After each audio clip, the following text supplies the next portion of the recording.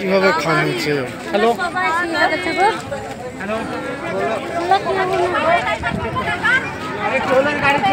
সাগরদিঘির দিক থেকে একটি যাত্রী বোঝাই বাস বহরমপুরের দিকে যাচ্ছিল। আনুমানিক 11টা নাগাদ মেহেদিপুর এলাকায় ওভারটেক করতে গিয়ে সামনের একটি ট্রাকে সজোরে ধাক্কা মারে বাসটিকে।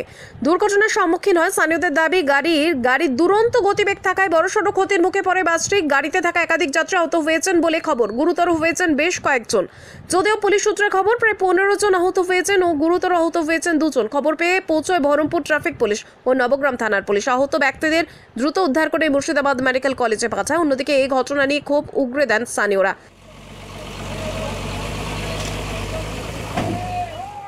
বাসে চলতে চলতে হঠাৎ দেখি কিছুর সাথে একটা ধাক্কা লেগে গেল, দিয়ে কিছু বুঝতে পারা গেল না। মারা গিয়েছে বলতে অরিজিনাল মারা যাওয়ার মতনই হয়ে গেছে।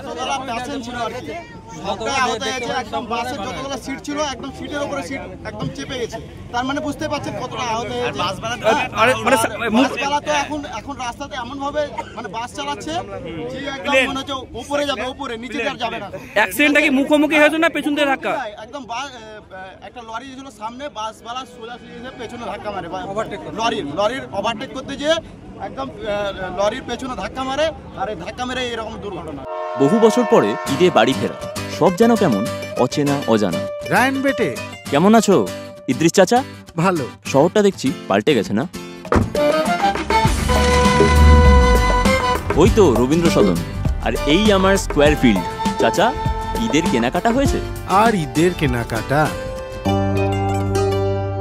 কাল তৈরি থেকো, নামাজের পর পুরো শহরটা ঘুরে দেখাবো।